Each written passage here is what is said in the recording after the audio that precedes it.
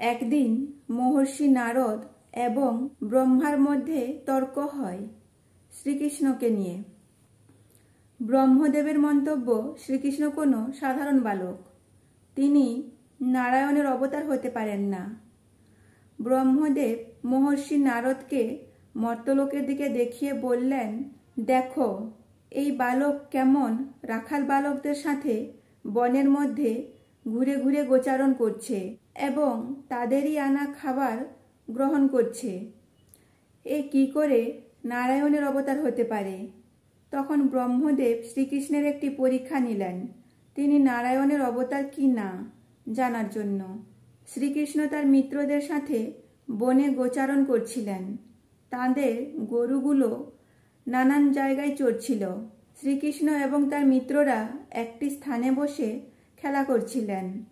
ব্রহ্মদেব কি করলেন, তাদের গরুগুলোকে চুরি করে নেন এবং ব্রহ্মলোকে নিয়ে গিয়ে রেখে দেন। কিছু সময়ের পর বালকেরা যখন গরুগুলোকে খোঁজাখুঁজি করে, তারা দেখতে পায় তাদের গরু আর তাদের স্থানে নেই। এখন তারা এদিক ওদিক খোঁজাখুঁজি শুরু করে দেয়। শ্রীকৃষ্ণ তার মিত্রদের বললেন, আমি থাকতে তোমাদের কোনো চিন্তা নেই, তোমরা এখানে বসো, আমি গরুগুলোকে খুঁজে আনছি। এই বলে ছোট্ট শ্রীকৃষ্ণ চলে যান গরুগুলোকে খোঁজার জন্য। এদিকে ব্রহ্মদেব কি করলেন, শ্রীকৃষ্ণের মিত্রদেরকেও চুরি করে নিলেন। তাদেরও ব্রহ্মলোক নিয়ে চলে গেলেন। গরুদের খুঁজে না পেয়ে যখন মিত্রদের কাছে আসেন, দেখেন মিত্ররাও তাদের স্থানে নেই। তখন শ্রীকৃষ্ণ চিন্তায় পড়ে যান। এদিকে ব্রহ্মদেব মহর্ষি নারদকে বললেন, দেখো এই বালক কোনো নারায়ণের অবতার নয়, গরুদেরকে খোঁজাখুঁজি করছে, আবার তার মিত্রদেরকেও ডাকাডাকি করছে। এই বলে ব্রহ্মদেব তার ধ্যানে বসলেন। নারদ বাধা দেওয়ার চেষ্টা করেও ব্রহ্মদেবকে আটকাতে পারলেন না। ব্রহ্মদেব চোখ বন্ধ করে ধ্যানে বসলেন। কিছু সময়ের পর ব্রহ্মদেবের ধ্যান ভঙ্গ হলো। তিনি চোখ খুলে দেখলেন গরুগুলি এবং শ্রীকৃষ্ণের মিত্ররা ব্রহ্মলোকেই রয়েছে। দেবর্ষি নারদও ব্রহ্মলোকে উপস্থিত আছেন।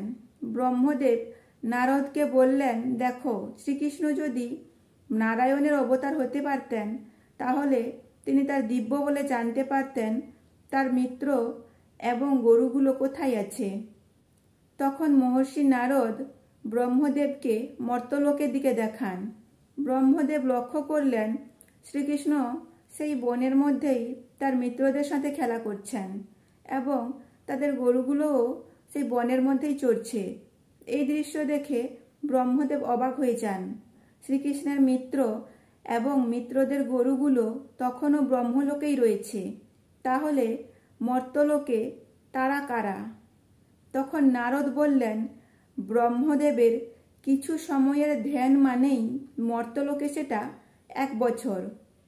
এই সমস্ত বালকের মাতা পিতা এবং প্রিয়জনেরা যাতে এদের বিরহে দিন না কাটায়, এদের জন্য কষ্ট না পায়, তার জন্য প্রভু নিজেকে এদের রূপে বিভাজিত করেছেন। সেখানে ব্রহ্মদেব যত বালক আর যত গাভী দেখছেন, সবই শ্রীকৃষ্ণেরই অবতার। সবার মধ্যেই শ্রীকৃষ্ণ রয়েছেন, যাতে করে এই সমস্ত বালকদের আপনজনরা কষ্ট না পায়, এদের জন্য না কান্না করে। আর তখনই ব্রহ্মদেব তার ভুল বুঝতে পারেন। তিনি তার সন্দেহের জন্য লজ্জিত হন, শ্রীকৃষ্ণের কাছে ক্ষমা প্রার্থনা করেন। ব্রহ্মদেব শ্রীকৃষ্ণের সকল মিত্র এবং গাভীগুলোকে ফেরত দেন।